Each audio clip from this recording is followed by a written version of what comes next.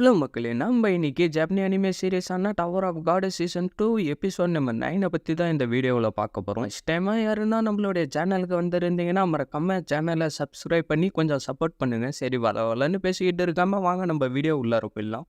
அப்படியே நம்மள உட்காந்துக்கிட்டு 25th பேம்பு உயிரோட இருக்கான்னு அந்த பாட்டு கிட்ட கேட்கவும், ஆமா அவன் உயிரோட தான் இருக்கான்னு அந்த பாட்டு சொல்ல நம்மளும் அப்படியே லைட்டா ஷாக் ஆயிடுறோம். சரி இப்போ அவன் எங்க இருக்கிறான், அவன் உயிரோட இருக்கான்னு யாரு உன்கிட்ட சொன்னாங்க, என்ன நீ அதை தெரிஞ்சுக்க ரொம்ப ஆர்வமா இருக்கியா? ஆமா அதுக்கு அந்த பாட்டோ எமோஜை போட்டு விட்டுடுது, என்ன என்கிட்ட நீ பிராங்க் பண்ணிக்கிட்டு இருக்கியா? ஷிப்புசோ அப்புறம் மற்றவங்களுக்கு இந்த விஷயத்தை பத்தி தெரிஞ்சிருக்க வாய்ப்பு இல்லை. ஆனா ஒருவேளை வெளியாளுங்க யாருக்குன்னா பேமை பத்தி தெரிஞ்சிருக்குமா? ஆனா இது எப்படி சொல்லிட்டு இருக்குன்னு சொல்லிட்டு நம்மளுடைய ஹீரோவை நினைச்சுக்கிட்டு இருக்க அப்படியே அந்த இடத்துக்கு டே குன்னு அப்படின்னு அவங்க சொல்லவும், என்ன விஷயம் நம்மளால கேட்க, நீ சொன்ன மாதிரியே அந்த டெவில் ஆஃப் த ரைட் ஆம நான் கண்டுபிடிச்சிட்டேன்டா. என்ன நீ கண்டுபிடிச்சிட்டியா? ஆமாண்டா, யாரோ போட்டோ எடுத்து பாக்ஸ்ல அப்லோட் பண்ணியிருக்காங்க. அந்த பேக்ரவுண்ட்ல அவன் இருக்கான். அவன் இப்ப 28வது ஃப்ளோர்ல இருக்கான். நம்மளுடைய ஒர்க் ஷாப் பேட்டல் ஆரம்பிக்கவும் டைம் இருக்கு, நீ இப்ப என்ன பண்ணலான்னு இருக்கடான்னு அவ கேட்டுக்கிட்டு இருக்க. வேற என்ன, அவனை பிடிச்சிக்கிட்டு வர்றத தவிர வேற வழியே இல்லை. அப்படியே இந்த பக்கம் பார்த்தா எல்லாரும் இங்க கொஞ்சம் பாருங்களாம், இந்த போட்டோவை பாக்ஸ்ல அப்லோட் பண்ணியிருக்காங்க. இவனை பார்க்க அப்படியே கேங் ஆர்கன் மாதிரி இருக்கான் அப்படின்னு சின்ன பொண்ணு சொல்லுவோம். ஆமா நீ சொல்றதும் சரிதான், அவனுடைய கையிலயும் அந்த விங்ஸ் மாதிரி இருக்கு.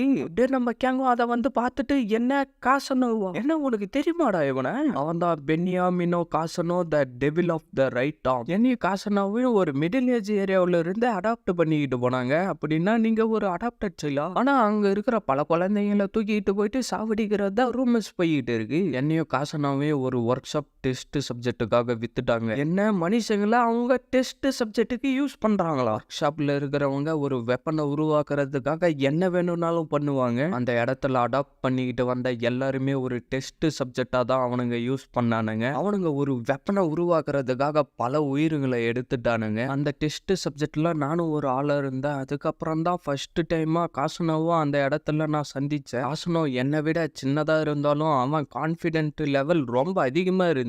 நான் சோர்ந்து போறப்பெல்லாம் அவன் தான் என்னை என்கரேஜ் பண்ணிட்டு இருந்தான். உண்மையா சொல்லணும்னா நாங்க 2 பேரும் ரியல் பிரதர்ஸ் மாதிரி தான் ஃபீல் பண்ணிட்டு இருந்தோம். அப்பதான் அவங்க அந்த இடத்துக்கு வந்தாங்க. ஹலோ மிஸ் சோஃபியா, யாரோ நல்ல மூடுல இருக்கிற மாதிரி தெரியுது. ஆமா உங்களுடைய கிளாஸ் தான் இருக்கிறதுல ரொம்ப ஃபன்னா இருக்கும். நான் சரியா தானடா சொல்றேன், நம்பர் 21. ஆமாண்டா தேங்க்யூ. அவங்க அந்த ஒர்க் ஷாப்ல ரிசர்ச் அசிஸ்டண்டா வேலை செஞ்சுக்கிட்டு இருக்காங்க. அது மட்டும் இல்லாம அவங்க தான் எங்களுக்கு லாங்குவேஜையும் சொல்லி கொடுத்துக்கிட்டு இருந்தாங்க. அதுக்கப்புறம் எங்களை ஒரு டெஸ்ட் சப்ஜெக்ட்னு நினைக்காம எங்களை ஒரு மனுஷங்களா மதிச்சாங்க. இன்னில இருந்து உங்களுடைய பேரு நம்பர் 21 அப்புறம் 99 கிடையாது. இதுக்கப்புறம் உன்னுடைய பேரு பினோமினோ காஸ்னோ, அப்புறம் உன்னுடைய பேரு பினோமினோ இல்மர். ஆனா இந்த பேரை நீங்க 2 பேரும் ஒன்னா இருக்கிறப்ப மட்டும்தான் யூஸ் பண்ணணும். இந்த சீக்ரெட்டா வச்சுக்கோங்க. சரி இந்த பேரு உங்களுக்கு பிடிச்சிருக்காடா? எனக்கு உண்மையிலே ரொம்ப பிடிச்சிருக்கு. இல்மரு காசனோ எங்களுக்கு அவங்கள ரொம்ப பிடிச்சிருந்துச்சு. நைட்டு ஃபுல்லா அந்த பேரை நாங்க மாத்தி மாத்தி சொல்லிட்டு இருந்தோம். அது மட்டும் இல்லாம எங்களுடைய ஃபர்ஸ்ட் லவ்வும் அவங்க தான். அதுக்கப்புறம் தான் உண்மையான எக்ஸ்பெரிமெண்ட்டே ஆரம்பிச்சிச்சு.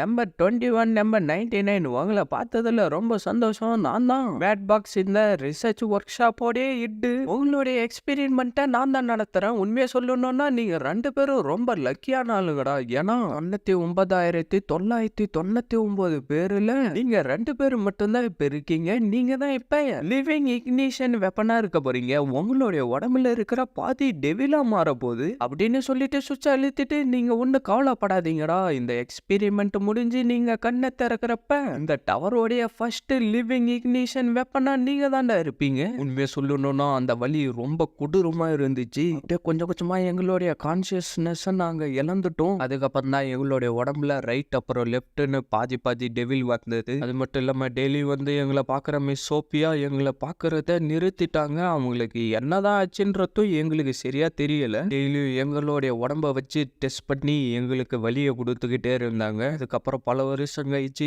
என்ன ஏதோ ஒரு இடத்துக்கு தனியா கூட்டிக்கிட்டு போனாங்க. அந்த இடத்துல நான் மட்டும்தான் இருந்தேன். என்ன ஸ்னோ கிளவுட்ஸ் என் மேல வந்து விழுதா? இந்த மாதிரி அழகான உன்னை இந்த உலகத்துல இருக்குன்னு எனக்கு கொஞ்சம் கூட தெரியாது. அப்பதான் மொத தடவையா நான் கண்டிப்பா வாழ்ந்தே ஆகணும்னு முடிவு எடுத்தேன். அந்த நேரத்துல தான் டவரோடைய ரூம் மாஸ்டரை நான் சந்திச்சேன். அதுக்கப்புறம் கண் முழிச்சு பார்த்தப்ப நான் இந்த டவருக்குள்ள இருந்தேன். அதுக்கப்புறம் நான் ஒரு ரெகுலராகவும் மாறிட்டேன். உண்மையை சொல்லணும்னா இந்த பவர் மூலியமா தான் இந்த நான் டவர்ல கிளைம் பண்ணிக்கிட்டு இருக்கேன். அதுக்கப்புறம் எல்லாருமே என்ன டெவில் ஆஃப் த ரைட் ஆர்ம்னு கூப்பிட ஆரம்பிச்சுட்டாங்க. ஆனா அந்த ரிசர்ச்ல பல பேரோட உயிர் போனதை நினைச்சு நான் இந்த டவரை கிளைம் பண்ணாம இருந்தேன். ஆனா அதுக்கப்புறம் தான் 20வது ஃப்ளோர்ல டெவில் ஆஃப் த ரைட் ஆர்ம்னு சொல்லிட்டு லெஃப்ட் ஹேண்ட யூஸ் பண்ணிக்கிட்டு இருக்கிறதா சில பேருக்கு சொல்லி நான் கேள்விப்பட்டிருக்கேன். அப்படின்னா அது உன்னுடைய ஃப்ரெண்டு காசனோ தானா? ஆமா, எனக்கு தெரிஞ்சே அவன் என்ன தேடிதான் இந்த டவருக்கு வந்திருப்பான். அதனால நான் அவனை போய் மீட் பண்ணணும்னு விரும்புறேன். சரி, நம்ம எல்லாரும் நாளைக்கு போயிட்டு அவனை சந்திக்கலாம்டா. அப்படியே இந்த பக்கம் பார்த்தா 2 பேரும் கேம் விளையாடிக்கிட்டு இருக்காங்க. கேங்கு இதுக்கு முன்னாடி இந்த அளவுக்கு பேசி நான் கொஞ்சம் கூட பார்த்ததே இல்ல. அவங்க 2 பேரும் அந்த டைம்ல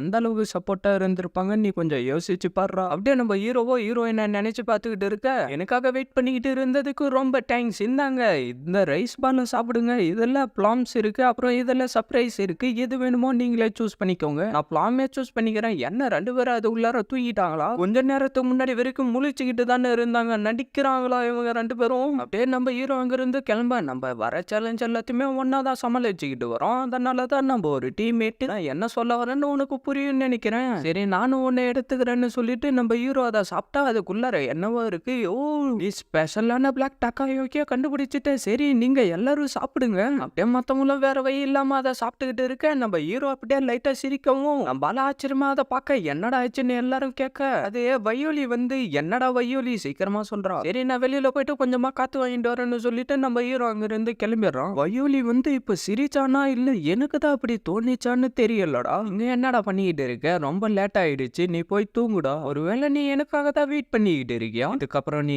எதையும் என்கிட்ட மறைக்க வேண்டிய அவசியம் இல்ல. நான் தடவையா உன்னை பார்த்தப்ப அந்த மான்ஸ்டர் வெளியில வந்துச்சு. அது மட்டும் இல்லாம நம்ம அடுத்த சேலஞ்சுக்காக போனப்ப திருப்பி உன்னுடைய உடம்புல இருந்து அந்த மான்ஸ்டர் வெளியில வந்துச்சு. அப்பதான் நான் ஒரு விஷயத்த கன்ஃபார்ம் பண்ணேன். நீயும் என்ன மாதிரி உயிரோட வாழ்ந்துகிட்டு இருக்கிற ஒரு இக்னிஷன் வெப்பன் தானே? வயோலி, எதுக்காகடா அது வாங்கிட்டு இருக்கு? இந்த விஷயத்துல ஃபாக் சம்மந்தப்பட்டு இருக்காங்களா? இதுக்கு என்னால பதில் சொல்ல முடியாதுடா. அப்படின்னா உன்னுடைய பவரை இப்பவே வெளியில கொண்டுகிட்டு வாடா, இல்லனா நான் உன்னை ஃபோர்ஸ் பண்ணியாச்சு அதை வெளியில வர வைப்பேன்டா. சீக்கிரம் உன்னுடைய பவரை யூஸ் பண்ணுடா. என்னால முடியாது. அப்படின்னா நானே அதை அவேக்கன் பண்றேன்டா. அந்த ஃபாக் தான் இந்த விஷயத்துல சம்மந்தப்பட்டு இருக்காங்கன்னா நான் அவங்கள சும்மாவே விட மாட்டேன். அவங்களால எத்தனை பேரோடைய உயிர் போயிடுச்சு தெரியுமா? அப்படியே நம்ம ஹீரோவோ அதை கேட்டு ஷாக்கா நிக்க, அந்த பவர் எல்லாம் அந்த இடம் ஃபுல்லா சுத்தி தெரிச்சுக்கிட்டு போகுது. தயவு செஞ்சு சொல்லுடா. எனக்கு அந்த எக்ஸ்பெரிமெண்ட் பத்தி எல்லாம் எதுவும் தெரியாதுடா. எனக்கு தெரிஞ்சதை நான் உங்ககிட்ட சொல்றேன். 7 வருஷத்துக்கு முன்னாடி நான் ஃபாக்ல சேர்ந்தப்ப அவரு தான் நான் எப்படி கடவுளா ஆவறதுன்றத சொல்லி கொடுக்கறதா சொன்னாரு. அது மூலயமா இந்த உலகத்தையே மாத்தக்கூடிய அளவுக்கு எனக்கு ஒரு சக்தியை கொடுக்கறதா சொன்னாரு. அப்பதான் நான் அந்த வெளிச்சத்தை பார்த்தேன். திருப்பி நான் எழுந்தப்ப அது என்னுடைய உடம்புக்குள்ளார இருந்ததை என்னால உணர முடிஞ்சிச்சு. ஆனா அதுக்கும் உனக்கும் நடந்த எக்ஸ்பெரிமெண்ட்டுக்கும் என்ன சம்மந்தம் இருக்குன்றது எனக்கு தெரியாதுடா. ஆனா உன்னுடைய கதை கேட்டப்ப என்னுடைய கதையை கேட்கற மாதிரி தான் ஃபீல் ஆயிடுச்சு. எனக்கு அது ஏற்கனவே தெரியும். இருந்தாலும் நான் போறதுக்கு முன்னாடி உங்ககிட்ட அந்த விஷயத்த கேட்கணும்னு நினைச்சேன். சரி, நான் பேசின விஷயத்த எல்லாத்தையும் மறந்துரு. கண்டிப்பா ஒரு நாள் உன்னை சந்தோஷப்படுத்துற விஷயத்த நீ கண்டுபிடிப்படான்னு சொல்லிட்டு நம்மளால அங்கிருந்து கிளம்பி போய் அப்படியே இந்த பக்கம் பார்த்தா எல்லாரும் உட்காந்துக்கிட்டு இருக்க. நம்ம ஹீரோவோ அந்த இடத்துக்கு வரவும் வெல்கம் பேக். சரி, காங்கா இருக்கட்டி எங்க? அவன் இன்னும் கொஞ்ச நேரத்துக்கு வெளியில இருக்க போறதா சொல்றான். சரி, நான் போய் தூங்குறேன்னு சொல்லிட்டு நம்ம ஹீரோ அங்கிருந்து கிளம்பிடுறோம். அப்படியே இந்த பக்கம் பார்த்தா அவனும் போட்டோவை பார்த்துக்கிட்டு இருந்துட்டு எனக்காக வெயிட் பண்றா காசுன்னு சொல்லிக்கிட்டு இருக்கான். சரி, வாங்கடா போலாம். சரி, உனக்கு என்ன ஆச்சு? இது ஒன்றும் அவ்வளோ சீரியஸான விஷயம்லாம் இல்ல, வாங்க நம்ம போலாம். சரி, நீங்க இங்கே இருங்க, நாங்களே இதை பார்த்துக்கிறோம். சரி, நானும் இவன் கூட இருந்து இவனை பார்த்துக்கிறேன். இல்லைன்னா இவன் செத்து வரது கூட வாய்ப்பு இருக்குல்ல. சரி, அதான் ஆளுங்க கம்மியா இருக்கிறாங்களே, நானும் உன் கூட வரட்டுமா? வேணா நீ இங்க இருந்து ரேச்சல்ல பாத்துக்கோ. அந்த டெவில் ஆஃப் த ரைட் ஆம நானே பாத்துக்குவேன்டா. அந்த டெவில் ஆஃப் த ரைட் ஆம என்னுடையவன். நீ அவன் மேல கைய வைக்க கூடாதுடா. வாய மூடுடா, நீ எதுவுமே செய்ய மாட்ட. அப்படின்னா சரி, யாரு அந்த டெவில ஃபர்ஸ்ட் தோக்கடிக்கிறாங்களோ அவங்க அப்படின்னு சொல்லிட்டு 2 பேரும் வாய் வார்த்தையிலே சண்டை போட ஆரம்பிச்சானுங்க. அதுக்கு அந்த லேடியோ நீதான் லீடர், என்ன பண்ணணும்ன்றத நீயே முடிவிடுடா. சரி, நாங்க மட்டும் போயிட்டு அந்த டெவில வேட்டையாடிக்கிட்டு வரோம். இதோட இந்த எபிசோட் முடியுது ஃப்ரெண்ட்ஸ். மறக்காம இந்த வீடியோக்கு லைக் போட்டுட்டு இன்னும் நம்ம சேனலை சப்ஸ்கிரைப் பண்ணாம இருந்தீங்கன்னா சேனலை சப்ஸ்கிரைப் பண்ணிட்டு பெல் பட்டன் ஆள் கொடுத்துருங்க. அப்பதான் இதுக்கப்புறம் போற வீடியோ எல்லா டைமும் நோட்டிஃபிகேஷன் வரும். மறக்காம இந்த மாதிரி அனுப்பி பார்க்குற ஃப்ரெண்ட்ஸ்க்கு வீடியோவை ஷேர் பண்ணுறேங்க. நான் உங்களை அடுத்த எபிசோட்ல மீட் பண்றேன். See you guys.